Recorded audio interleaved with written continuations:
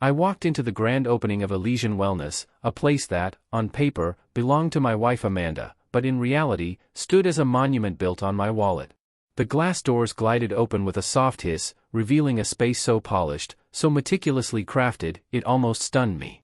Marble floors, soft ambient lighting, the scent of eucalyptus and something expensive diffused into the air, and over 90 people turning their heads just slightly, just enough to pretend they weren't watching me walk in. But they were. Oh, they definitely were. I adjusted the cuff of my jacket and stepped forward, letting the soft thud of my shoes echo in the sleek room. The conversations dropped a half tone. Not silence, just a shift, like a ripple moving through water.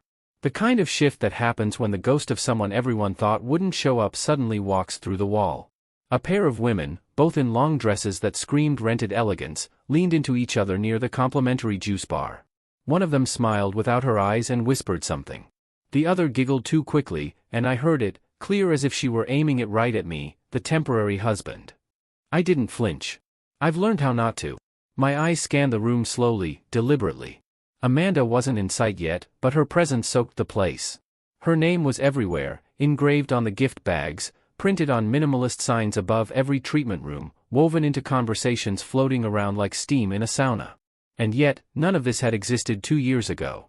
Back then, it was all vision boards and Pinterest links and frantic calls to architects I paid for.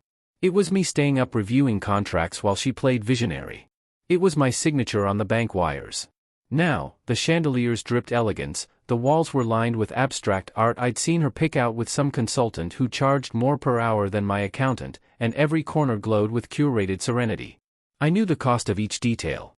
That hand-carved wood along the hallway? $30,000. The zero-gravity massage chairs? Imported, $60 each. Even the complimentary slippers, I'd seen the invoice. There was no corner untouched by my money. People kept glancing at me, pretending not to. The plastic surgeon stood near the oxygen bar, laughing too loud, their faces too tight to show real emotion. Influencers hovered near the LED-lit photo wall, taking selfies with champagne flutes and dead eyes. Amanda's business partner, Vanessa, spotted me from across the room. She didn't wave, didn't smile, just raised one eyebrow, sipped her drink, and turned her back. I wanted to laugh. I could hear the undercurrent of every look. What is he doing here? It wasn't that they didn't expect me, they didn't want me. I was a relic. A sponsor past the date of usefulness. That was the thing about funding someone's dream, you might build it with them, but you're not guaranteed a place inside once the doors open. Still, I walked deeper into the room, taking my time. I passed the custom-built facial suites and peeked in. Clients reclined like royalty, draped in silk, being tended to by staff in uniforms I'd paid to design. I paused in front of the digital treatment board scrolling across a high-end screen on the wall, each service name written in that same clean typography Amanda had obsessed over.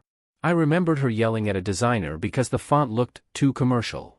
I had sat in the room during that fight, nodding quietly, wondering what the hell I was doing there. Now I knew. I spotted my reflection in one of the floor-to-ceiling mirrors. I looked good, too good for what they all clearly thought of me. Tailored suit, composed expression, not a bead of sweat. I imagined they wanted me to look broken. Humiliated, maybe. I didn't give them that. Instead, I moved toward the central lounge area, where the ambient music was louder, the drinks were flowing more freely, and the real sharks were circling. One man clapped me on the shoulder in passing and said, "Big night, huh?" like I should feel proud. I gave him a tight smile. Didn't recognize him. Probably a new investor. Someone who'd never met me until tonight, but knew of me, knew my name was still on the paperwork, somewhere buried in the original LLC filings, long before Amanda restructured. I saw two of Amanda's interns watching me, both pretending to rearrange a stack of brochures. Their eyes flicked up, down, up again. Like they were studying a creature they'd only heard stories about. One of them had a half-laugh ready on her lips, didn't know whether to fear me or pity me. I didn't give her either. I didn't touch a drink. I didn't sit. I just kept walking the floor like a man inspecting something he still technically owned, even if only in pieces. I had to remind myself, this wasn't hers alone. Not completely. Not yet. I didn't notice her at first, not until the murmurs around me shifted again like a tide responding to some invisible gravitational pull. Amanda walked toward me from the back corridor, the one that led to her private office suite, the place she designed to resemble a high-end CEO's sanctuary. She was wearing white, Of course she was, something structured and minimal, like she'd stepped out of a lifestyle magazine spread about powerful women who didn't sweat, only glowed. Her makeup was flawless, her smile deliberate, and in her right hand, she held a plain manila envelope like it was some delicate gift instead of what it actually was. I saw it immediately. The thickness of it. The weight behind her eyes. "Can we talk for a moment?" she said, her voice all softness and charm, a kind of performance I'd grown familiar with. It wasn't a request. I followed her without a word. No one stopped us, though several watched, pretending they weren't. Vanessa looked over the rim of her wine glass, something flickering behind her expression, curiosity, maybe satisfaction. I couldn't tell. Inside her office, the temperature was cooler, the lighting warmer, more intimate. The walls were lined with certificates, awards already being collected, even though the doors had barely opened. She closed the door gently, then turned to face me, her face composed, like she'd rehearsed this a dozen times. Maybe she had. "This," she said, lifting the envelope slightly, "symbolizes a new chapter for both of us." I didn't move. I didn't reach for it. She extended her arm a bit further, the corners of her lips tightening. When I still didn't take it, she placed the envelope on the desk between us like setting down a neutral offering, and then she stepped back, brushing an invisible wrinkle from her dress. Her tone was calm, clinical almost. She told me she'd given it a lot of thought. That it was time. That we were moving in different directions, and holding on was only delaying the inevitable. She used words like evolution, clarity, growth. The kind of language people use when they want to end things without appearing cruel. She paced slightly as she spoke, her heels clicking softly on the hardwood floor, a sound that somehow made everything feel more final. I just watched her. She paused in front of a sculpture I'd bought her last year, a twisted metal piece she once claimed reminded her of resilience. She touched the edge of it with a finger before continuing, as if needing a prop. She said the papers had been reviewed by Richard Montgomery, emphasizing the name like it was supposed to impress me, maybe intimidate me, maybe lend the whole act some legitimacy. Her voice softened when she mentioned Richard, like she was being generous by telling me. That was the moment something shifted, but not in me. In her. Because I didn't react. I didn't speak. I didn't even blink. I let the silence stretch long enough for her to realize she wasn't getting what she came for. No outburst. No betrayal. No cracked voice asking why. Just quiet. She looked at me then, really looked, her eyebrows drawing together just slightly, a hint of confusion in the tilt of her head. She probably thought I hadn't understood. So she repeated herself, gently, like she was trying to coax a reaction out of me. I stepped forward then, slowly, and finally picked up the envelope. I held it in one hand, letting its weight settle. I didn't open it. I didn't need to. I already knew what was inside. My thumb ran across the edge, and I met her gaze. "You said Richard reviewed this?" I asked, my voice low, even. She nodded, pleased again with herself, like this detail meant something important. "Yes. He made sure everything was fair." I didn't want to be difficult about it. I nodded slowly, holding her eyes. There was something satisfying about the pause that followed. I could see the exact second when the truth began to nibble at the edges of her confidence. I didn't say anything about Richard. I didn't need to. Not yet. She started to shift again, folding her arms, her posture tightening. She asked if I was okay. I said I was. She waited. I didn't fill the space with anything more. She probably expected tears, or anger, or at the very least a question, some plea for clarity, some crack in the surface. But all I gave her was a stillness that made her nervous. Because Amanda thrives in chaos, but only the kind she controls. She wants reactions. She wants a story to tell when people ask how the split happened. She wants to be the composed one while I unravel. But I don't unravel. I watched her trying to recalculate, trying to pivot. She mentioned again how much she appreciated the support I'd given her. How none of this, the spa, the brand, the success, would have been possible without me. And yet here we were. She was handing me a formal exit while standing in the empire I helped her build. I could have said a dozen things. I could have reminded her that Richard Montgomery had been my attorney for the last 11 months, that he'd sat with me in long, quiet meetings going over finances, documenting investments, structuring protections she didn't know about. I could have told her that I knew this day was coming long before she rehearsed her lines in front of a mirror. But I didn't. Instead, I looked around the room once more, the curated shelves, the gold-trimmed desk accessories, the smell of new paint and essential oils. I tucked the envelope under my arm and said, "Congratulations on your launch. Then I opened the door and left her standing there, alone in the room she thought would be her moment of triumph. I signed the papers without hesitation. No drawn-out pause, no second glance, no performance to make her feel like she'd won some kind of moral high ground. Just the scratch of pen on paper, crisp and silent, like slicing through the last thread between us. I placed the pen back exactly where she'd set it, then folded the documents neatly and handed them back to her, watching her expression shift from confident control to something flickering and unsure. That wasn't what she expected. She'd built this moment up in her mind, no doubt imagined tears, arguments, maybe even desperation. Instead, she was handed clean submission, and it made her nervous. She blinked, caught off guard, then offered a soft smile meant to look gracious. "Thank you for being mature about this," she said, her voice gentler than before, almost rehearsed. "I really appreciate it. I know this isn't easy." She tried to hold my gaze like she was the one granting me dignity. She actually thought this was her win. That the calmness meant she'd outplayed me. I nodded once, said nothing, and turned to leave. The moment I stepped back into the main lounge, the party noise washed over me again, muffled jazz, clinking glasses, half-laughter soaked in too much pride. No one knew what had just happened behind that door. No one saw the clean break being delivered like an expensive hors d'oeuvre. Amanda followed a few seconds later, standing a little taller, as if the act of delivering the papers gave her some ceremonial power. She melted back into the crowd like she was exactly where she belonged, among doctors, investors, women in expensive jewelry, and men with fake compliments. But none of them knew the foundation they were standing on wasn't stone. It was glass. And I'd been holding the hammer this whole time.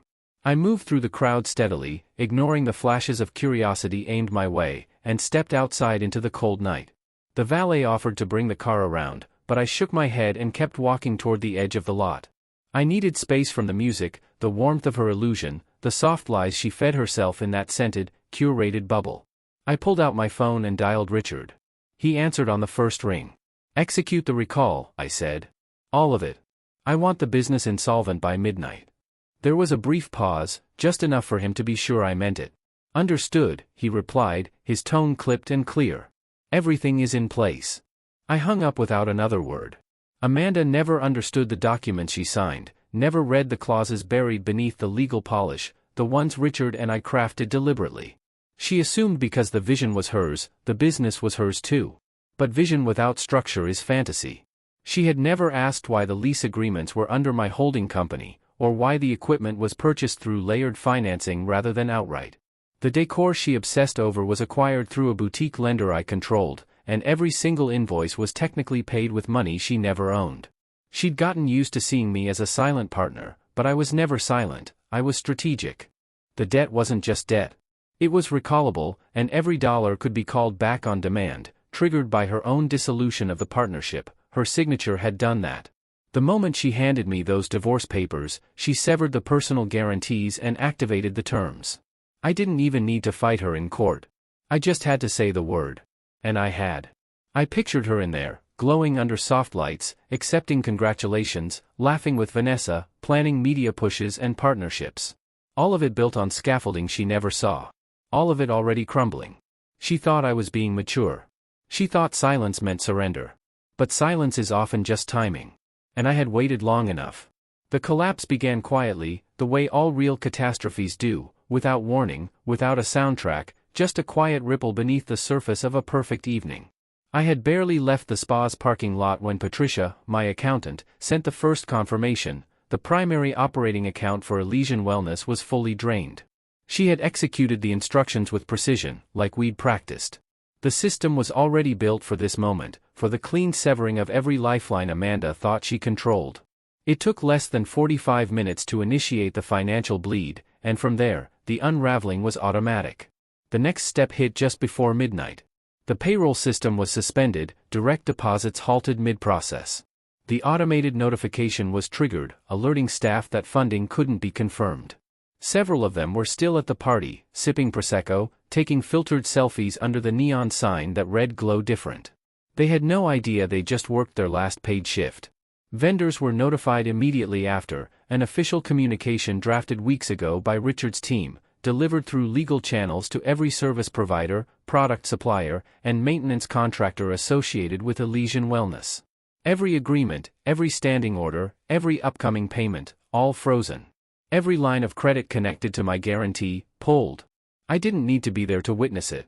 I could imagine it all unfolding with perfect clarity, each system triggering the next, a cascade of contract terms, clauses, and obligations that Amanda had never bothered to read. She had wanted her name on the branding, not the paperwork. She had asked me to just handle it, and I had, with precision, patience, and foresight. She thought because she picked the wall color and approved the playlist that she owned it.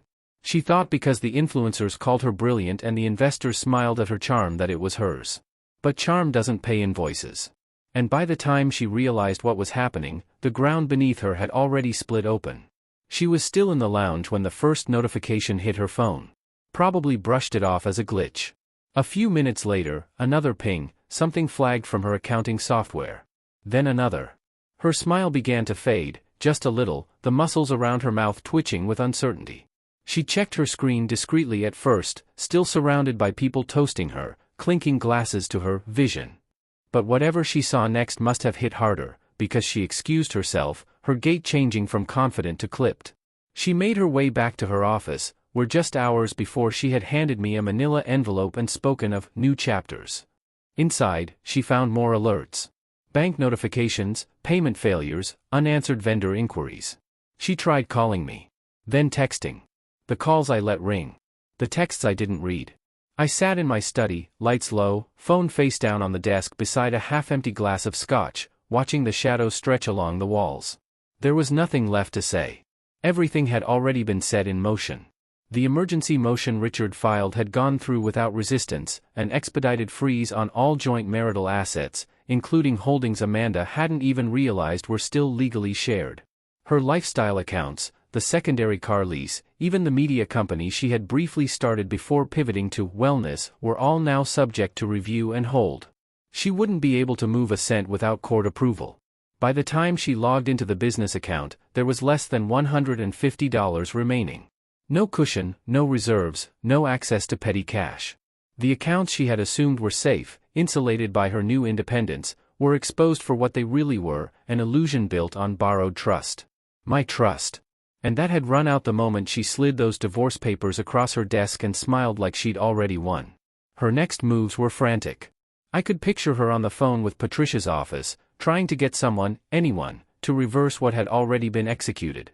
I knew she'd try calling Vanessa, who would pretend to be confused and concerned before distancing herself as quickly as possible.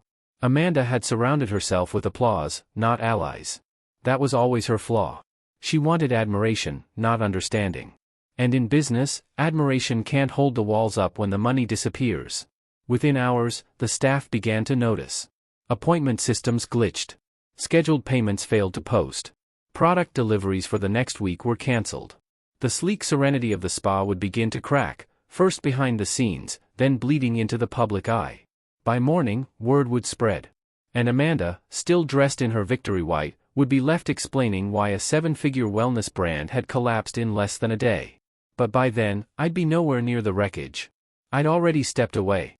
And all that was left behind was the silence of a structure built on someone else's foundation.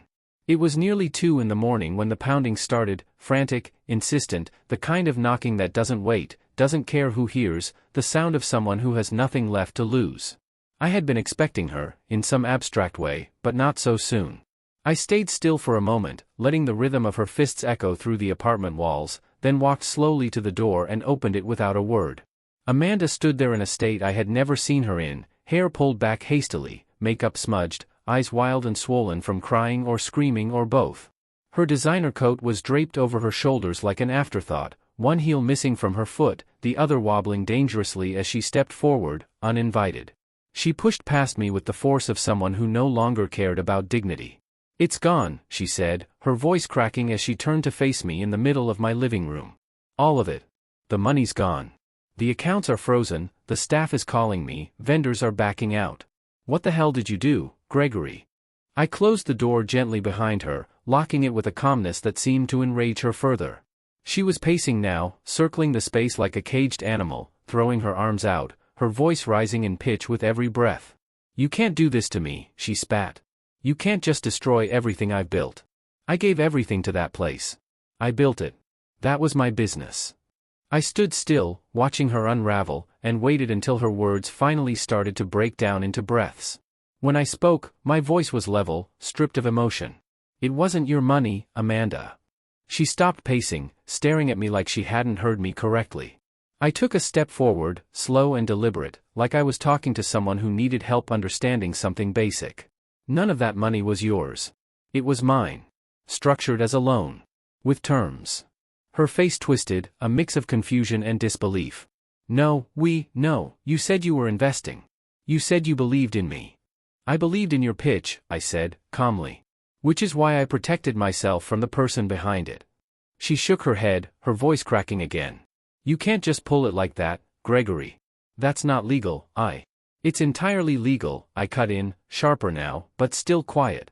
The moment you breached the terms of the contract, everything became callable. You spent a year thinking I wasn't watching. But I was. Every dollar, every agreement, every clause, built with safeguards. She went pale. Her mouth opened, but no sound came out. I kept going. You want to know what triggered it? I asked. What gave me the legal right to dismantle the fantasy you built with my money? It wasn't the divorce.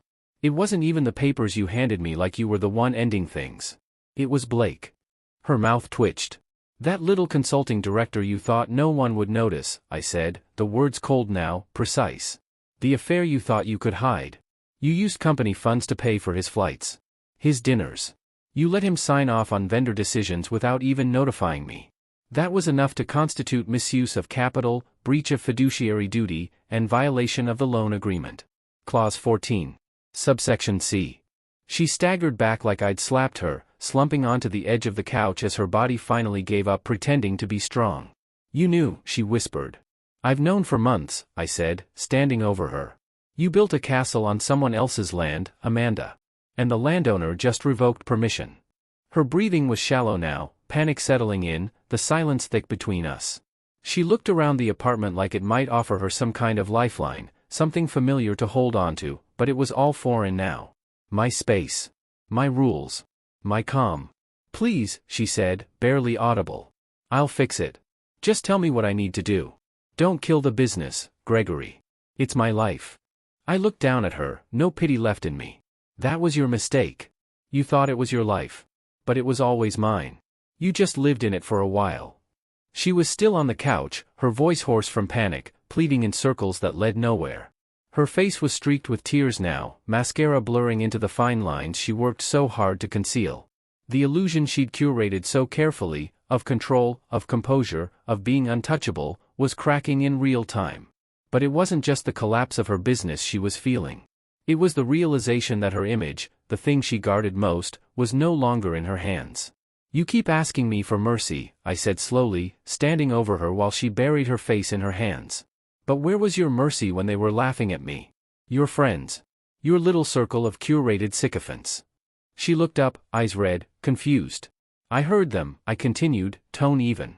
At your launch party. The whispers. Temporary husband. Starter investment. Like I was just some stepping stone. You didn't stop them. You let them treat me like a placeholder while you played the visionary. But I wasn't the placeholder, Amanda. I was the foundation. Her lips trembled, but she said nothing. I didn't need her to. I know about the dinners. The trips. The hotel suite in Palm Springs. Room 812, for separate weekends. The private spa in Napa you billed under consulting expenses. The second phone you kept in the bottom drawer of your vanity. The prepaid card in Blake's name, tied to the company's secondary account. She froze completely now. Still as stone. James Riley, I said quietly. Private investigator. Former federal analyst. Very thorough. He's been working with me for the last 11 months. Every call. Every message. Every calendar sync. He was good at his job. He never left a trail, but he left me everything else. She didn't ask for proof. She didn't need to. She knew the name. She knew what that meant. Her eyes widened with slow, sick recognition. You wanted a clean exit. A new chapter, I said.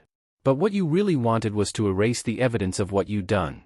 You thought if you served me papers first, you'd get the narrative. You'd be the one who walked away with grace while I looked like the man who got left behind. But you weren't just leaving me. You were stealing from me. And lying to me. And screwing the consultant you swore you barely worked with. You didn't just bet everything on my money. You bet everything on me being too blind to see it. She tried to speak, but her voice caught in her throat. I could see her panic switching forms now, not just fear, but calculation. She was starting to realize how far this went. Who might know? What had already been said? And then I told her. Barbara knows, I said.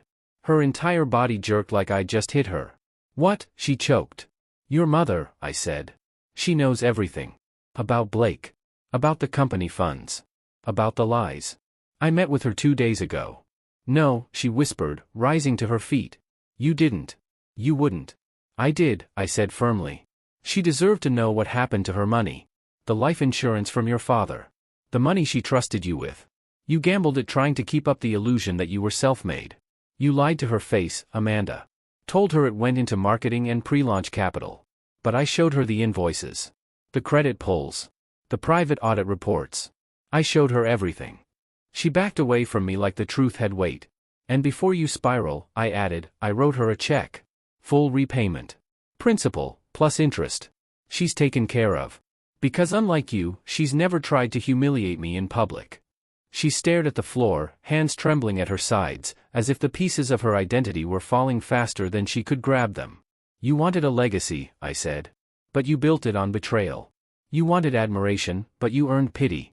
You wanted control, and now everyone sees the reality. You didn't build a brand. You burned trust. The silence that followed was unbearable for her, but I held it there, making her sit in it. I could already imagine the fallout beginning, the friends who would distance themselves with polite silence, the colleagues who would pretend they never knew her, the influencers scrubbing old posts, the backers who would start calling it a mismanaged venture, while quietly deleting her name from their portfolios. I walked toward the door and opened it, not saying another word. She didn't move at first. Just stood there, eyes vacant, shoulders slack, everything gone. Then, finally, she turned and walked past me without looking back. Her steps were slow, the wobble in her walk now unmistakable, not from the missing shoe, but from the weight of being seen for who she really was. And no amount of branding could save her now. The unraveling wasn't slow. It was immediate, brutal, and visible. Within 24 hours, the polished veneer Amanda had spent years polishing began to crack in places she couldn't reach fast enough to hide. Vendors were the first to strike, emails demanding payment turned into legal notices, and within days, formal liens were filed against what was left of Elysian Wellness. The same floral delivery service that once filled her lobbies with imported orchids now wanted their invoices settled in full or they'd sue for breach. The boutique interior designer who'd been promised future partnerships filed a complaint, citing fraud. Even the towel supplier issued a termination of service and requested product returns.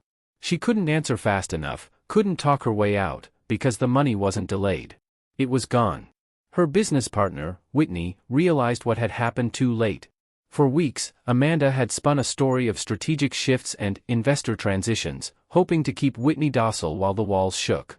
But once the truth reached her, once she saw the accounts frozen, the partner shares worthless, and the brand name becoming a punchline, she went cold. Whitney's response was swift, a formal public statement of separation, the kind that dances around blame but buries a person professionally all the same. I read it the morning it posted, sitting at my kitchen table with a quiet cup of coffee. Whitney had worded it carefully, but the implication was clear. She was distancing herself from a sinking ship, and Amanda had lied to her. Meanwhile, Blake disappeared. Not metaphorically, he literally vanished. Phone disconnected, social media scrubbed, no trace left behind except rumors that he'd resurfaced in New York with a new girlfriend, some marketing intern he met at a conference weeks earlier.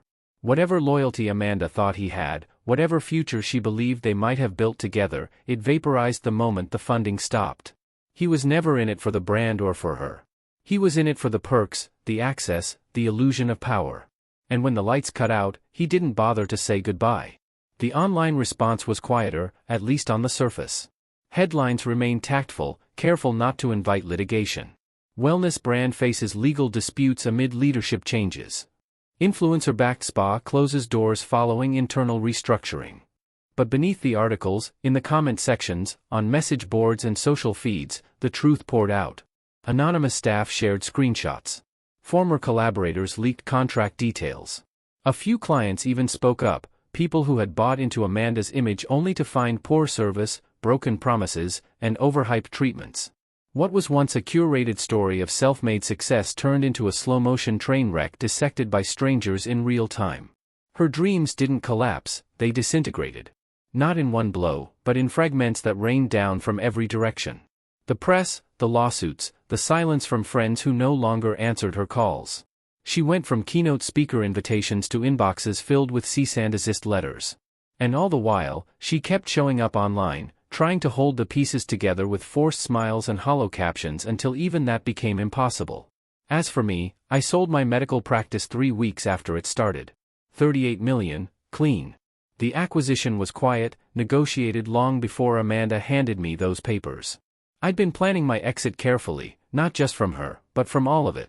The practice had served its purpose. I gave generous severance packages to the spa employees who had nothing to do with her deceit. Not all of them took it well, some still saw her as a victim. But I didn't expect everyone to understand the full story. I only needed to know I'd done the right thing. I owed them clarity, not explanations. And when the final divorce documents were filed, there was no drama. No court spectacle. Just a quiet filing stamped and sealed. Amanda got her car, the one she'd insisted on leasing under her name for the sake of financial independence. She got her clothes, designer labels and statement pieces that would soon feel out of place in the life she now occupied. And she got exactly $1,200 in her bank account, the balance left after her cards were canceled and the financial protections fell into place. No alimony. No equity. No negotiations. Just the finality of consequences. She once told me that control was everything. But she never understood what control really meant. It's not about image or dominance or playing a part so well people forget who you are. It's about ownership. Of choices. Of outcomes. Of consequences. And when the curtain finally dropped, that was all she had left. It had been months since I'd last seen her, and I wasn't expecting to. I was walking the expo floor at a medical conference in San Diego, one of those industry gatherings where everyone pretends to care about innovation while silently networking for better exits. I wasn't even supposed to be there. I had sold my practice, didn't need to shake hands or sit through panels anymore, but a colleague had invited me to speak on a private panel about business exits and long-term asset strategy. I agreed mostly out of boredom. I turned a corner, half distracted by a product demo, and there she was. Amanda. She didn't see me at first. She was behind a plastic booth with a sagging banner for a third-tier aesthetics company that specialized in entry-level injectables and discount skin resurfacing. She was wearing a tight blazer 2 seasons out of date, her hair tied back simply, her name badge clipped to her hip like an afterthought. She was talking to a passing attendee with exaggerated energy, the kind you fake when your feet hurt and your pride has already been broken. She handed the man a brochure and smiled, then looked past him and caught my eyes. For a second, I thought she'd turn away, maybe pretend not to notice. But she didn't. She froze, just for a beat, then offered the smallest nod, not a greeting, not an invitation, just acknowledgement. I didn't return it. I didn't glare or scowl. I simply kept walking, a clean line between us, and didn't look back.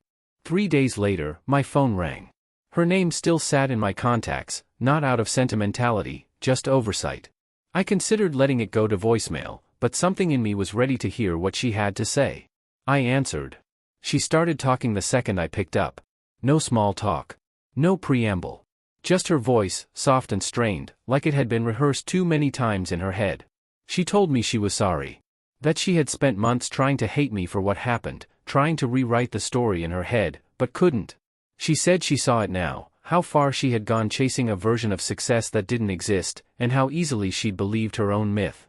She told me she was renting a 1-bedroom apartment outside the city, working hourly for a company that treated her like a tool they didn't bother polishing. That she was learning what it meant to earn every dollar again. No shortcuts. No spotlights. No curated applause. She said she understood now that I hadn't destroyed her life. She had.